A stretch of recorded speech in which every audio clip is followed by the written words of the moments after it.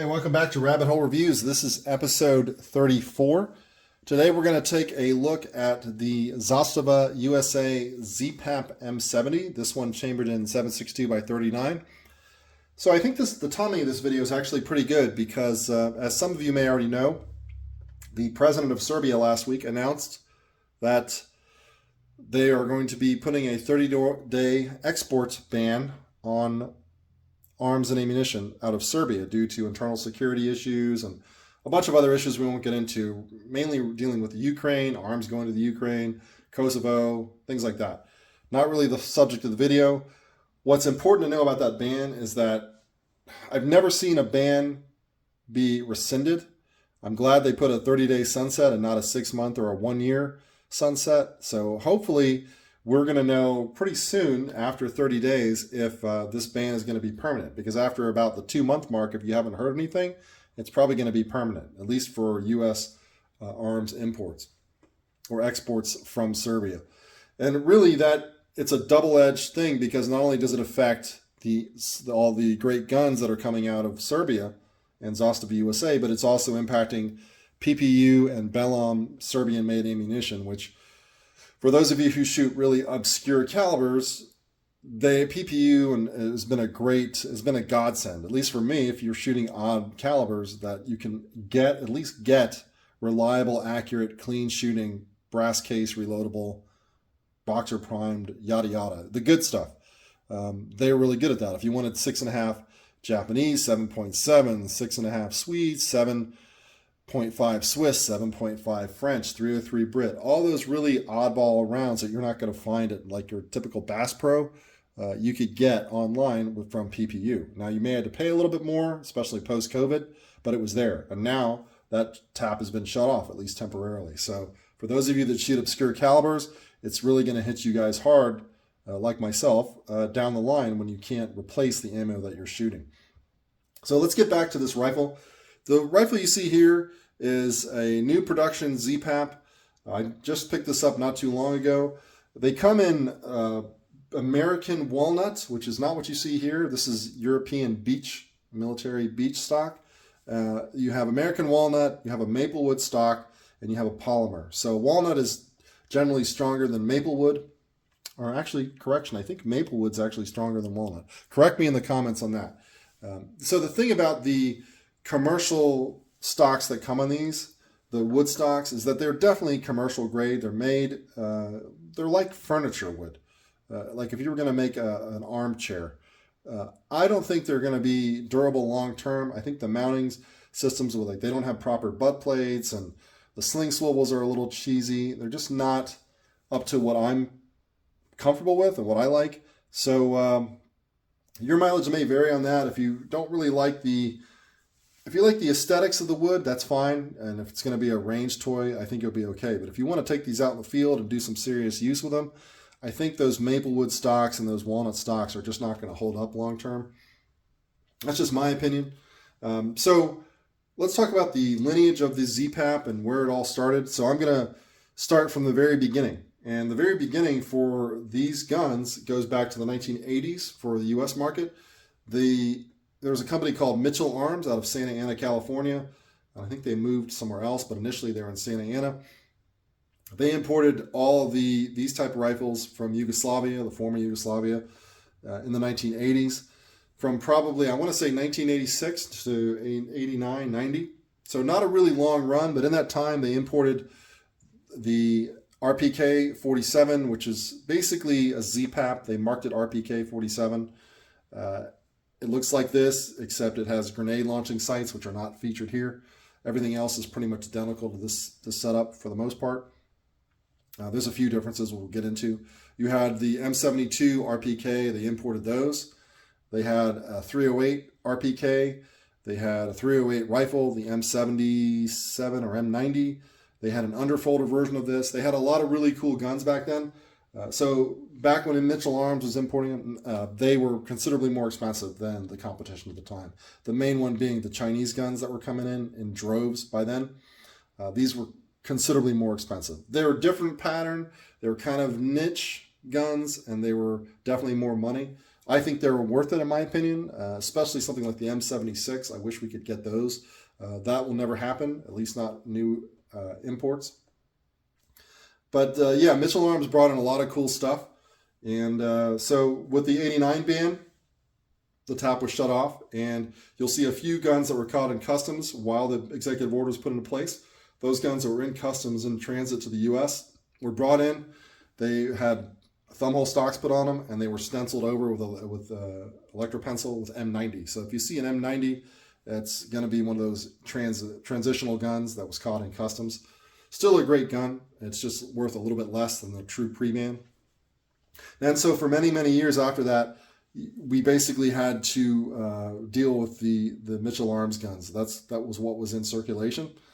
And I had some of those guns back then, back in the mid-90s, and they were prohibitively expensive even 25 years ago. I'm going to say I paid no less than $1,300 for an RPK 47 and all the way up to close to $2,000, depending on the model. Oddly enough, for those of you who don't know, the Yugoslav SKSs at that time were the most rare rifles of all. So I remember in the mid to late 90s, Yugo SKSs were $1,800. Not in today's money. That was in 1996 money. So if you could believe that. So then there was a rush of things like M48 Mausers, which are different from that, obviously. And then you had SKSs, Yugoslav pattern guns. And for a while there was a big drought. And then you started seeing after the 94 ban, or correction, the 2004 ban, 94 ban sunsetted in 2004. See these unscripted videos that I make? 2004, the floodgates opened for all different types of small arms, both imports and domestic production. Of course, that's when the AR-15 market really exploded post-2004. And then you saw things like OPAPs coming in. And the OPAP looked very similar to this. It had the grenade launching sight though. And they were okay. I've never owned an OPAP. I've shot an OPAP. Those were imported for quite a number of years. Then you had something called the NPAP that came out. Now the NPAP they reverted back to a 1mm receiver. So like you see here, this rifle has a 1.5mm thickness receiver with a bulge trunnion as originally designed. For a while there, they had the NPAP, which reverted back to a 1mm receiver, which is a pattern that the Yugoslavs actually experimented with too. They actually had some 1mm guns. Obviously, that wasn't the normal issue. But you'll see an NPAP and you'll recognize it by not having a bulge trunnion. It's going to have a 1mm receiver, and it's not going to have a chrome line bore like this one does. So in 2020, about 3 years ago, Zastava USA came out with a ZPAP, and that's what you're looking at here. This is the ZPAP pattern. The only real change that they made was, of course, they continued with the bulge trunnion and the 1.5mm thick receiver, but they also now have a chrome line bore, which was a big upgrade in my opinion. That's something that the U.S. commercial market really wanted. And of course, Zastava USA listened to their consumers, and we were lucky to get those. And in the pandemic, in the middle of the pandemic, which is rare. So here we are 3 years later, and now we're staring down a temporary ban on these rifles. So do I recommend a rifle like this over something like what would be a competitor? Nearest competitor, I would say slightly below this in terms of price would be a Wasser 10, and then slightly higher than this would be something like a WBP Jack or a Fox, if you can find a Fox. I prefer the Jack because it has the typical AKM trunnion. It doesn't have a proprietary rear trunnion that you can't mount different stocks to. Now I have WBP Jacks. I have 2 of those, and we're going to do a review on those later.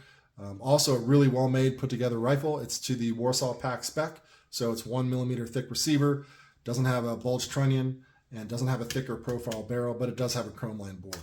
A really smooth shooting gun, just a really nicely put-together rifle, but a little bit more expensive than these. So this rests in between something like a Wasser and a WBP. Now, if you don't mind having some of the proprietary parts that the Yugoslav is going to put you into, I think these are an excellent buy. These can be had for about $1,000 out the door all day long at this point. If you're paying more than about, I would say, $1,100, you're paying too much, depending on where you get it and shipping and what have you. The real downside to a Yugoslav rifle or Yugo pattern rifle, if you want to call it that, would be the proprietary scope rail. So there's a pretty good aftermarket for both the scope rails now and the furniture, whereas in years past, especially when I was collecting them, there was no aftermarket. You had whatever you had, and you were lucky to find some leftover Serbian or Yugoslav part. So now you have lots of different options out there. Lots of different companies make things, and especially in the scope mount market is much more prolific than what it was 10, 20 years ago. RS Regulate's a good mount. Midwest Industries makes a great mount. AK Master mounts are great. I have all three of those. Honestly, my pick is Midwest Industries and AK Master mount. I think they're less expensive and less complex than a Midwest or RS Regulate. That's just my opinion. Fire away in the comments if you disagree. When you're buying multiple rifles, you kind of have to economize somewhere, and if you can save $100 per mount over 5 or 6 mounts, you've got basically halfway there to whole nother rifle. So that's why you have to kind of look at it in terms of how much you're buying and how much you're spending. You really are, if you're buying 30 rifles and each one of them is going to have an optic mount, you have to save somewhere. So that's my philosophy of use on these. So it's going to come with a magazine like this. This is a Serbian bolt hole open magazine. I really don't use these. They're nice in terms that they'll tell you when the rifle runs dry because it keeps the bolt to the rear. But of course, when you remove the magazine to load a new magazine, the whole bolt carrier group is going to slam forward. So that's up to you. I think they're great for range use, but for practicality, I'm just used to the typical AK magazine. My favorite, of course, are the Circle 10 polymer mags. These are expensive. They're considerably more expensive than a steel magazine, but they are lighter and they're very durable, and I just love these things. They lock into pretty much any rifle I've ever had. I've never had an issue with a Circle 10 magazine not fitting into a rifle. So a weight's kind of an issue to consider. So the commercial stocked rifles that are imported, you're looking at about 7 3/4 pounds empty for the maple / walnut, thereabouts. And I think, 9.5 pounds loaded with a 30-round magazine, like what you see here of these polymer magazines. The military wood that you see here, that's going to add a whole nother pound on top of it. So loaded, these are probably, I want to say 10.5 pounds. So if that's something that you're okay with, having a 10.5 pound rifle without an optic or a mount, shooting an intermediate cartridge, then I think you'll be fine. I like these guns. I know that there's a weight penalty going in. And for duty use, these are all using red dots or some sort of optic. They just make these rifles so much more effective and so much quicker to employ and shooting at distance. So I think you really need to have a red dot for a rifle like this, unless you just like shooting with typical AK iron sights. And if that's your thing, then go for it. Now, in low light conditions, I think the red dot's definitely going to give you the advantage and picking up targets quickly. And so, yeah, my recommendation is you should buy these, especially now, given the climate that we're in.